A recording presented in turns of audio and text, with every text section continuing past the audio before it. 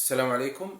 الشيخ الدكتور أحمد بن عبد الله العماري الزهراني كان في المدينة المنورة عميدا لكلية القرآن، والشيخ معروف بنشاطه في العلم والدعوة، سيما في المدينة المنورة بالحدب والحرص على إقامة الدورات العلمية الشرعية. منذ عام 1415 أول دورة علمية أقيمت في المدينة المنورة في مسجد راشد الجهني، وقد كان الشيخ أقام دورة في التفسير في تخصصه.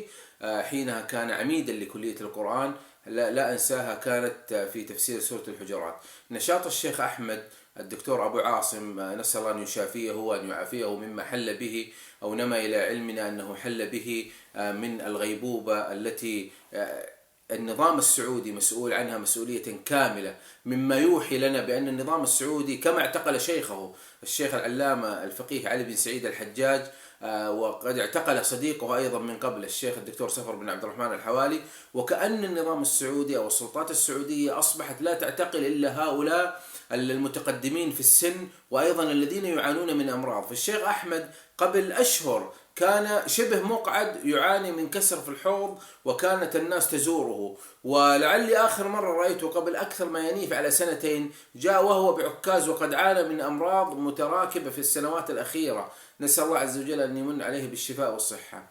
ما يمارسه النظام السعودي تجاه الشيخ أحمد الزهراني أبو عاصم، رجل في هذا العيار من العلم ومن الفضل، وكذلك كل هذه السنين السبعينية يعني لم يعتقل، ولم كذلك حتى وقد فصل من الجامعة، وقد منع من السفر، وقد أوذي أيما إيذاء، والرجل كان منهجه ولنصبرن على ما أذيتمونا. ومع هذا في هذا العمر وفي هذه الأمراض التي يعانيها وفي ظل هذه العلل، لا يزال النظام والسلطات السعودية تتمحل في إيذاء هؤلاء العلماء الذين هم من خيرة أبناء المجتمع في بلادنا بلاد الحرمين. فصل الشيخ أحمد من الجامعة فلم يتكلم، منع من السفر لم يتكلم، مورست عليه أقسى وأشد أنواع الضغوطات كذلك من المساءلات والمراقبة ولم يتكلم، وظل ماضيا في نشر الدعوة. فليس هناك من منتدى دعوي، وليس هناك كذلك من دورة العلمية في المنطقة الجنوبية، بل يذرع البلاد طولا وعرضا وشمالا وشرقا وجنوبا ولا يمكن، وطلابه منتشرون بالآلاف في الجامعات من أعضاء هيئة التدريس، سواء في الجامعة الإسلامية وفي جامعة الإمام أو في المنطقة الجنوبية. لا يكاد يوجد عرس إلا وتجد الشيخ أحمد الزهراني أبو عاصم دكتور أحمد بصمة فيه في الأعمال الخيرية، في كذلك نشر العلم ونشر الدعوة، نشر الفضيلة بين الناس. له مجلس في بلاد زهران في قرية النصباء، له مجلس كذلك اعتقل هو وابنه. لماذا؟ ما هي جريرتهم؟ ما هي جريمتهم؟ إلا أن يقولوا ربنا الله. ما هي الجريمة التي من 5 أشهر وضع الشيخ أحمد الزهراني بعيدا عن ابنه وهو بأمس الحاجة، كما الشيخ سفر، كما الشيخ الدكتور علي بن سعيد الحجاج الغامدي الذي كاد أن يقتل في مباحث المدينة المنورة قتلا ممنهجا، إلا أنه حينما أيقنوا أنه أوشك على الهلاك أخرجوه، لأنه لا يمكن أن يعيش إلا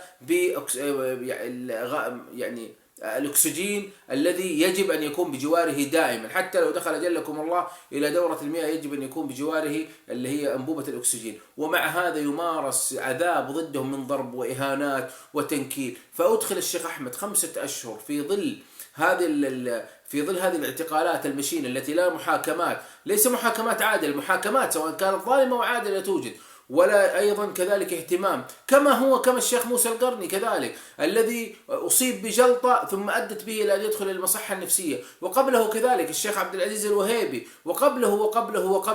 وكذلك الدكتور سعود مختار الهاشمي. إذن نحن نقول أن الدكتور أحمد الزهراني ليس شيئا جديدا في تعامل السلطات السعودية مع هؤلاء خيرة أبناء البلد، مع العلماء والمخلصين والنابهين من أبناء البلد.